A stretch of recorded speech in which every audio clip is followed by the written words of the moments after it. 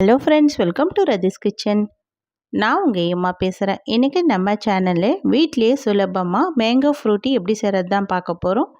அப்படியே கடையில் விற்கிற டேஸ்ட்லேயே வீட்லேயே ரொம்ப சுலபமாக எப்படி செய்யலான்னு வீடியோக்குள்ளே போய் பார்க்குறதுக்கு முன்னாடி நம்ம சேனலை முதன்முறையாக பார்க்குறீங்கன்னா சப்ஸ்கிரைப் பண்ணிவிட்டு கூடவே பெல் ஐக்கன் கிளிக் பண்ணிவிட்டு ஆல்ன்ற பட்டனையும் ப்ரெஸ் பண்ணிவிட்டு பாருங்கள் ஃப்ரெண்ட்ஸ். இப்போ வாங்க வீடியோக்குள்ளே போகலாம்.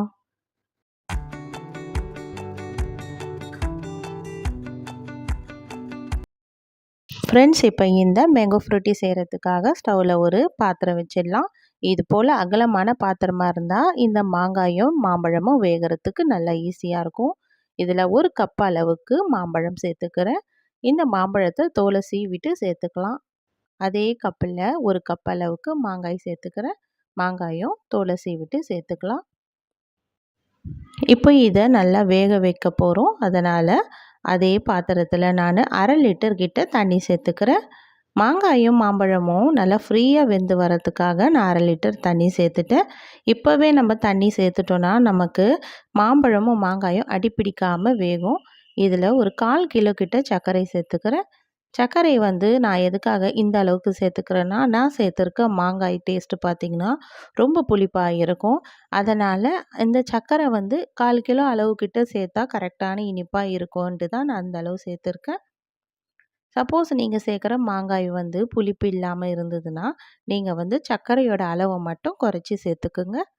இப்போ இதை நல்லா கலந்து கொடுத்தாச்சு. சர்க்கரை கரைஞ்சி வர வரைக்கும் நம்ம இது போல் நல்லா கலந்து விட்டுட்டு அதுக்கப்புறமா இதை நம்ம அப்படியே வேக வச்சிடலாம். ஒரு மூடி போட்டு மூடிட்டு இதை நல்லா ஒரு 10 நிமிஷத்துக்கு வேக வச்சா போதும். ஸ்டவ் மீடியம் ஃப்ளேமில் வச்சு நல்லா வேக வச்சிடலாம். இப்போ 10 நிமிஷம் ஆயிடுச்சு. இப்போ நம்ம இதை திறந்து பார்க்கலாம்.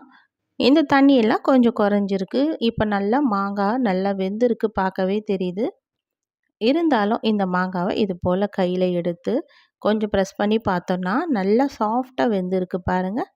இதுவே போதுமானது. இப்போ நம்ம ஸ்டவ் ஆஃப் பண்ணி விட்டுடலாம். ஸ்டவ் ஆஃப் பண்ணி விட்டுட்டு இது கொஞ்சம் ஆறட்டும்.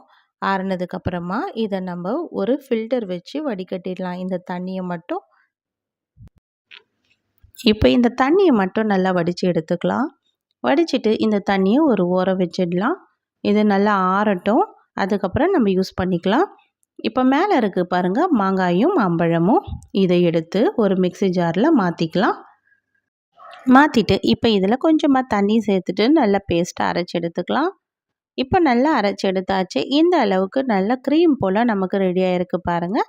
இப்போ நம்ம இதை அப்படியே எடுத்து வடிகட்டிக்க போகிறோம். நம்ம ஏற்கனவே மாம்பழமும் மாங்காயும் வேக வச்சுருக்கோம் பாருங்கள் தண்ணி. அந்த தண்ணியிலே தான் நம்ம இப்போ வடிகட்டி எடுத்துக்க போகிறோம். ஒரு ஃபில்டர் வச்சுட்டு இது போல் வடிகட்டி எடுத்துக்கலாம். இது போல் திக்கான பேஸ்ட்டாக இருக்கிறதுனால இந்த ஃபில்டரில் இறங்குறதுக்கு கொஞ்சம் கஷ்டமாக இருக்குது நமக்கு. அதனால் இதில் கொஞ்சமாக தண்ணி சேர்த்துக்கலாம். இந்த மிக்ஸி ஜார்லேயே ஒரு 1/2 டம்ளர் அளவுக்கு தண்ணி சேர்த்துட்டு தான் இப்போ நான் கலந்து கொடுத்துட்றேன்.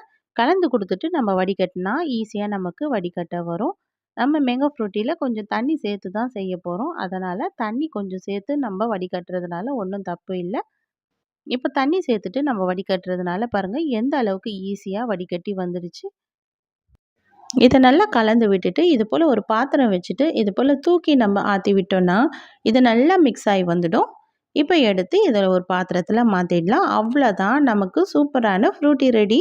இதை கொஞ்ச நேரம் ஃப்ரிட்ஜில் வச்சுட்டு நல்லா கூலிங் ஆனோன்னு எடுத்து சர்வ் பண்ணால் கடையில் விற்கிற டேஸ்ட்டில் அப்படியே நமக்கு ஃப்ரூட்டி வீட்லேயே ரெடி ஆகிடுச்சு.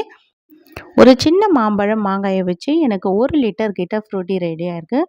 கண்டிப்பாக நீங்களும் வீட்டில் ட்ரை பண்ணி பாருங்கள் ஃப்ரெண்ட்ஸ். ட்ரை பண்ணி பார்த்துட்டு எப்படி இருக்குன்னு எனக்கு மறக்காமல் கமெண்ட் பண்ணுங்கள். இந்த வீடியோ பிடிச்சிருந்தால் லைக் பண்ணுங்கள். தேங்க்யூ.